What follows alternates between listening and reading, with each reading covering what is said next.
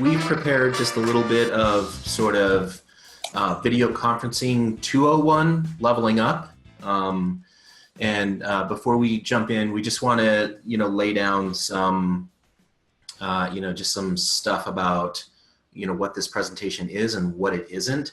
To begin with, it is an acknowledgement that, video conferencing and doing it really well is not 100% intuitive of a skill. It's definitely not as intuitive as, having face-to-face conversations or face-to-face meetings, and even face-to-face conversations and meetings sometimes require like a little bit of tutorial and just sort of help so that you, so that you can be at your best, right? So, and then, video conferencing comes with a bunch of complications. A lot of them are technical. A lot of them are sort of, new and interesting social behaviors that we're starting to adapt to. Video conferencing sort of is a very new and strange way of communicating among people. And because of that, it's just going to require, new behaviors and sort of new ways of like mentally modeling, of sort of thinking about the space and the environment that we're in, and looking at, sort of new ways to think about these meetings. The truth is, like, we're probably as good as anyone else, or, we're certainly, I think, right around average at how we conduct video conferences. I don't think we're, like, this isn't, like, hey, we need to get our shit straight or anything like that. Like, I think this is good. I think if we wanted to, we could take this up kind of to the next level. So I've put in a couple of really nice visual metaphors that I think cater across the entire organization for where I think we can, where we're starting and where I think we can get to. So just pick the metaphor that is going to be best for you. There are a couple reasons why we think it's worth looking at sort of getting to the next level of this, and understanding that, like, what it is going to take is just a little bit of mindfulness, a little bit of, consciousness around, what we're doing, how we're behaving, and, sort of the measures that we're taking to make ourselves better at this. And really what it comes down to is just doing a lot of little things right all the time, right? I mean, we sort of talk about this as designers, that big wins are a collection of little wins. So that's all we're going to show today, is just a bunch of like little things that, added up, I think will create a really great video conferencing experience. And we actually believe that this is something that people will notice, right? Like, I think if we're really good at this and we're really at the next level, clients and potential clients and partners are going to see it, and they're going to feel it, and they're going to, they're going to sort of, I think, maybe these will be practices that other people will want to start to emulate. And then ultimately, we feel like, our credibility as a distributed organization could really be bolstered by being people who are known for doing this kind of stuff really well, and, just having it like really buttoned up, having, a set of best practices that you can, that you can really feel, and so that's it. What this is not intended to be is any kind of like finger pointing, calling people out, embarrassing people. And this is certainly not, me and Shannon sort of, preaching from the mountaintop. We're all human. We're all sort of doing the best we can. Again, this is just about the reality of behaviors being hard to change, and just identifying some little things that we can do to get to the next level, right? So the first thing we want to talk about is just the sound aspect of video conferencing. There are a lot of like little things that we do that we could be doing better. And so I will give it to Shannon. Yep. So the first thing we want to talk about is silencing desktop notifications, especially Slack, but also Mac mail and messages. Like, you might not hear it yourself because you're so used to it, but it's really, really distracting to everybody on the call. Sorry, Greg. What? Do you have something to say? No, I'm sorry. Okay. So try to make sure to use the snooze feature before you enter a video conference. Slack has an awesome little bell that you can quickly tap on. This is something I'm not even good at using. As you can tell, this is highly distracting to have sounds in the background. So snooze yourself before you're going to go on a call, just to avoid that. The other thing, in addition to desktop notifications, also be mindful of your actual phone if it's next to you. You know, if that's on high volume, that's going to come through on the video call. So just mute your cell phone as well. So it's a really good habit to mute yourself if you're not talking. This can be something that is easy to forget, and it can be sort of feel a little tedious to, you know, click yourself back and forth, on and off.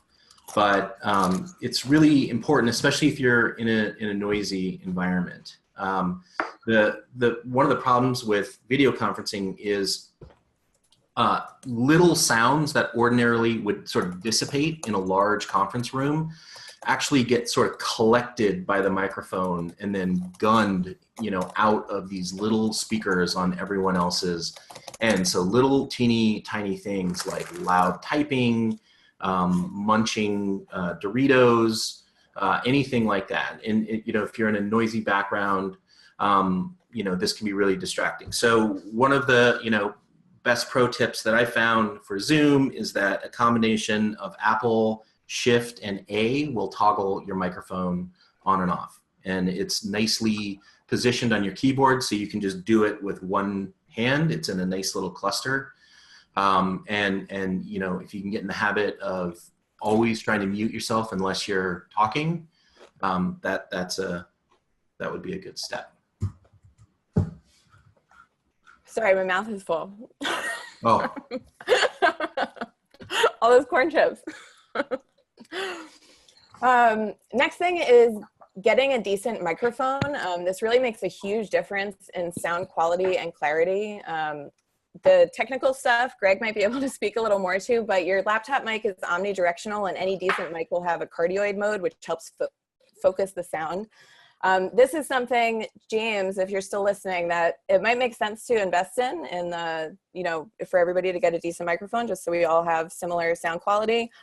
I think I lost the screen, Greg, but the microphone up here, it's really affordable. It's only $49. We also all have like 20 of those Apple headphones in you know, in drawers all over the place.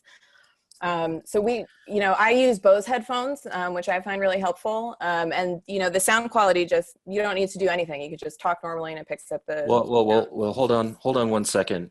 I want to challenge that. I want to point out that if you're using these Apple headsets, it's incredibly important that you put the mic right up to your mouth so people can hear you clearly. Actually, that's a common misconception. It's actually, you sound a little fuzzier when you're holding the mic to your mouth like that, Greg. So if you just let it hang, you know, it's built to just pick up your sound. Wait, can everyone still hear me? You sound fantastic, even better than when you were holding the mic close to your mouth. But those Apple people. But what if I need to talk in sort of like a quieter, like indoor voice? Maybe I'm in like a cafe or something like that. Crystal clear. I can hear you so clearly. It's astounding. Are you sure? Because I feel a little nervous that the people can't hear me. No, sure? You could even take it down another notch and we could still hear you.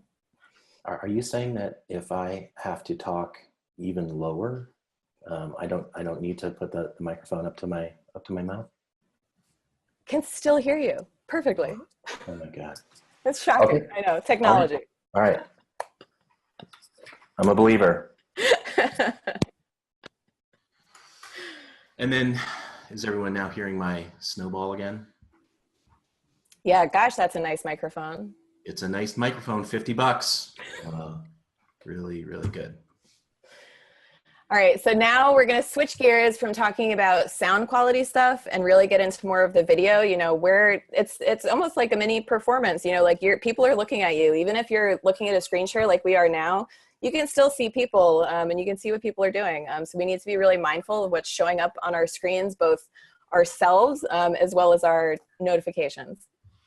Right. So I think one of the really important habits to get into is turning your desktop notifications off before you start video calls. So, you know, having these on in the best case scenario can be really distracting. The worst case scenario, of course, is that they could be embarrassing or even damaging. On an app that I use called Muzzle, you install it, it basically just automatically turns off your system notifications when you're screen sharing. But the other thing that you can do is just option click on your notifications, and it'll turn them off. It'll just toggle them on and off. And if you just get in the habit of doing that before and after you start a video call, then you can avoid a potentially embarrassing situation. Another thing is to think about, you know, if you know you're going to be toggling across application windows, or even if you don't, you know, anticipate doing that, it's probably a good practice to like close out any other apps like Photoshop or Sketch that might have other client work on it, or, you know, anything, you know, that could potentially be embarrassing. You know, I think closing all your browser tabs that aren't essential to the meeting, like people are going to see those and they're going to notice it. And, you know, one of the things is that's hard to stay focused on a video call. So your eye starts to wander a little bit and people are going to see your Reddit tab that's open and like all that stuff on your desktop. So, and also, if you are inclined to maybe tidy up your desktop, I know some people that's not how they roll, but you know, if you think about your that your desktop is sort of an extension of your home office or an extension of the ETR offices, and if you can try to be mindful about having a somewhat tidy desktop so that when you're toggling through windows. And then a pro tip here is that control up arrow will basically launch what's called mission control, and it'll show you all the open windows of all the open applications that you have. So you can just quickly see what you've got open, close out whatever you don't need when you're doing a screen share. The last point I want to make is, even if you don't anticipate screen sharing on a call, like it happens a lot where someone needs to, grab the screen. So the more that you can just get in the habit of doing these things, the more you're going to be prepared in the, pretty likely event that you're going to have to share your screen on a call. Next up for camera 2.0 is we can see you. People can tell if you're looking at your phone. It's very obvious when you're looking down, when you're not paying attention to the screen. People can see when you're looking at your own reflection, versus and your own image versus looking at other people in the room. And people can see when you're looking at something else on your screen. If you're answering emails and not engaged on the video call, people are going to be able to notice that you're distracted. Oh, what are you reading, Greg? You still with us? Yeah, no, I'm with you. Oh, okay. Well, we can see you, right? There's acting today. Okay, so a little bit of just lighting tips. Obviously, backlighting is going to be problematic.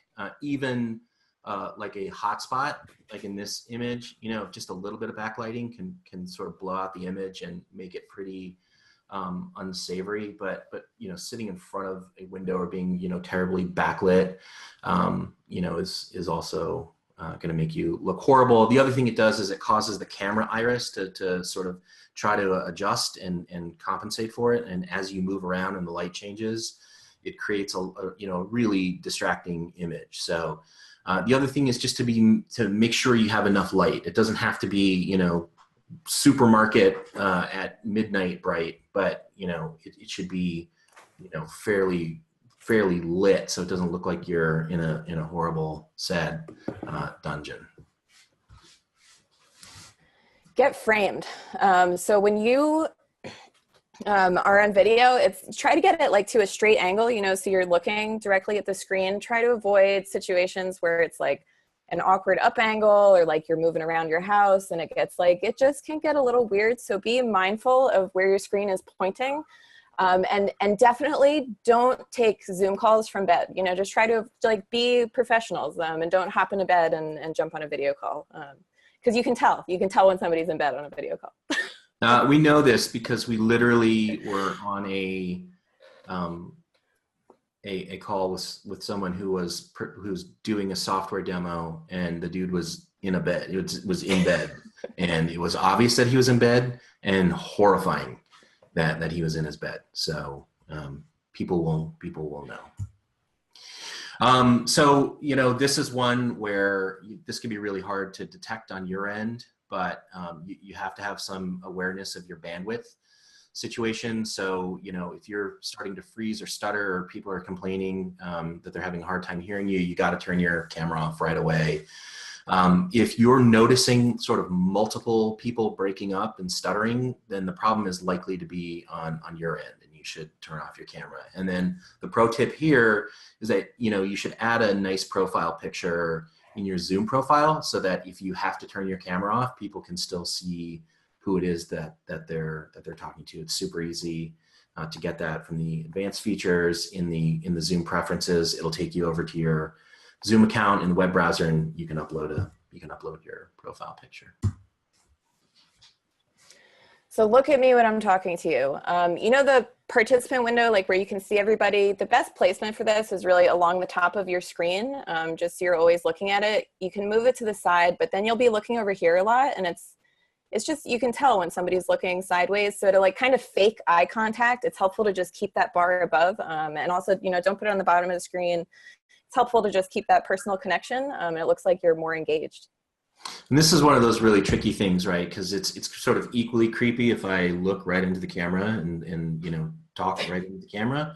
But like probably the thing that gets lost the quickest in video calls is the eye contact that really helps connect people in meetings. And even in this picture, you can sort of see where, you know, people are, you know, really looking away from the camera area, and where people are, you know, sort of making at least a semblance of eye contact, and it makes a difference. So we've got some just sort of like really fine-tuning notes. Most of this is about hidden features or underutilized functionality in Zoom, which, you know, is sort of our go-to thing. So the first one is chat. In chat, you know, we barely ever use it. Everyone has been doing a great job using chat throughout this presentation, I must say. Oh, good. Strangely, I'm presenting from the Google Slides, and I cannot see my Zoom interface. So I've been doing this whole thing sort of blind, and it's actually a really interesting and powerful learning. Somehow, Keynote lets you still have your Zoom window, but I can't have both things. So I've learned a little video presenting lesson right there. But the chat is great, especially for timekeepers. It's just a great way to let people know where we are from a time perspective. Obviously, you have to be really careful if you're having a one-to-one chat with someone. You know, you probably shouldn't say anything that you wouldn't want the whole group to see anyway. But you want to be super careful if you're sending, you know, one-to-one, that you don't accidentally send it out to the whole group. Another one that I don't think I've ever seen used, but I think could be really, really handy for us is the raise your hand feature. If people have questions, comments, things like that. You know, one of the hard things I've noticed about our video calls is that we do sort of talk over each other a lot and interrupt each other. And definitely some of us are more guilty of that than others. And so it could be that the raise hand feature. Greg, wait. I want to say something. Go ahead, Adam. I'm sorry. If anyone's raising their hand, by the way, I can't see it because of this ridiculous presenting situation. Thanks, Google. Adam, yes. Thanks, Google. So this might be one that I really look to. So this one is, I think, probably has the most potential for smoothing out, you know, video conferenced client presentations. We had a very, I think, like a very well put together presentation for Stryker the other day, but the performance was a little bit stilted because we basically had one person driving the keynote that four of us, or that three of us, no, that all four of us had a sizable portion of. And so the slides weren't advancing in a, in any kind of fluid way. And, it wasn't anyone's fault. It was the fact that we weren't using the remote control feature in Slack. It's really easy when someone's screen sharing to request to get, remote control access so that you can advance the slides. It's really easy to give it back. There's even a setting in Zoom where you can just automatically give permission to anyone who requests remote control. So we could do that.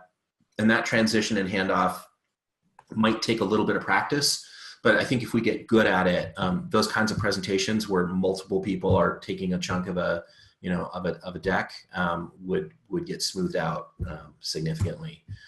And then finally is the annotations.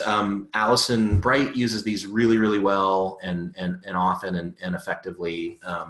And they're really great if you need to call out, a specific part of a slide where you are not the person screen sharing. So you're not able to sort of use your mouse to show people, what you're talking about. And I have definitely, been like, pointing with my mouse and talking about a bunch of stuff where people are like, dude, what are you pointing at? We can't see that. So annotations are a really good feature there.